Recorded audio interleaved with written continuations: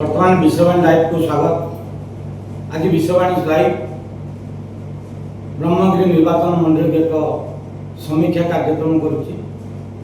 आमर एक टीम ब्रह्मगिरी निर्वाचन मंडल विभिन्न पंचायत परिदर्शन कर तथ्य अनुसार आम आज आम दर्शक मान पाखे आम उपस्थापन करने जाऊँ। वर्तमान ब्रह्मगिरी निर्वाचन मंडल तीनोटी ब्लॉक को नहीं होता है। गोटे ब्रह्मगिरी ब्लॉक, गोटे कृष्ण प्रसाद ब्लॉक एवं सदर ब्लॉक, ये तीन को नहीं वर्तमान ब्रह्मगिरी निर्वाचन मंडली एथिरे वर्तमान उपासना महापात्र विधायक अच्छा। ता पूर्व ललित हिंदू विद्याधर महापात्र से विधायक थे। ता पूर्व 10 वर्ष संजय दास वर्मा विधायक थे। ता पूर्व ललाट हिंदू विद्याधर महापात्र से लगातार 15 वर्ष थे। ता पूर्व अजय जेना थे। ता पूर्व गंगू भाईना थे। एभली भाव देखिले किंतु ब्रह्मगिरी अंचल कौन सी समस्यार समाधान होना। एवं लोक असंतुष्ट अच्छा। गमनागमन लोक वंचित होती। भल पीवा पानी टिके ठीक समय मिलूना। एभली समस्या केबे ब्रह्मगिरी निर्वाचन मंडल जनसाधारण मुकुलिबे से वर्तमान आउ एक सुंदर नेता अपेक्षार अच्छा। तेणु जदि या सबू समीक्षा तेणु ललाट हिंदू विद्याधर महापात्र जेहेतु जननेता थे से भल भाव ब्रह्मगिरी निर्वाचन मंडल लोक मैंने भल पाते। भल पाइबा सत्वे दुई थर पराजयर स्वाद चाखा पड़ा।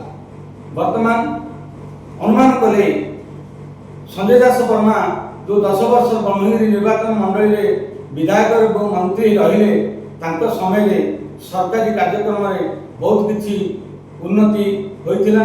संजय दास वर्मा पराजय पर जो ललित हिंदू विद्याधर महापात्र जीतिकी ब्रह्मगिरी आसिले से भली किसी आखि दृश्या काम करें ना। वर्तमान स्थिति रे उपासना महापात्र विधायक अच्छा।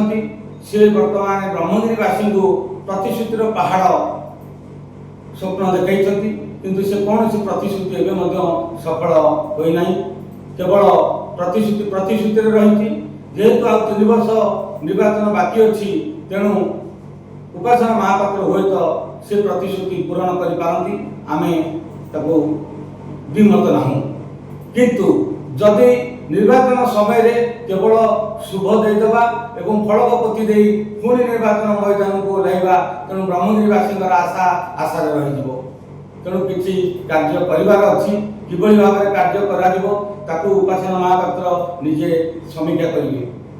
तेणु वर्तमान स्थिति रे उपासना कार्यकलाप एवं तांकर कार्यशैली उपरे ब्रह्मगिरी निर्वाचन मंडल लोक खुशी नहांती। वर्तमान संजय दास वर्माकर निकटतर होती ब्रह्मगिरी निर्वाचन मंडल साधारण जनता। सी जितेबाला कौन सी सभा समिति करुँच स्वमट भाव में बीजेडी लोक मैंने ब्रह्मगिरी निर्वाचन मंडल लोक मैंने एकमत गदा हो जाती किंतु आंक बेलू लोक से भली आखि दृश्या होना। तेणु जेहेतु मोदी ना एथर बीजेपी ओडिशा रे जीतिले आसंता थर को मोदी मैजिक काम करें न करें से समय सापेक्ष। वर्तमान स्थिति रे जदि संजय दास वर्मा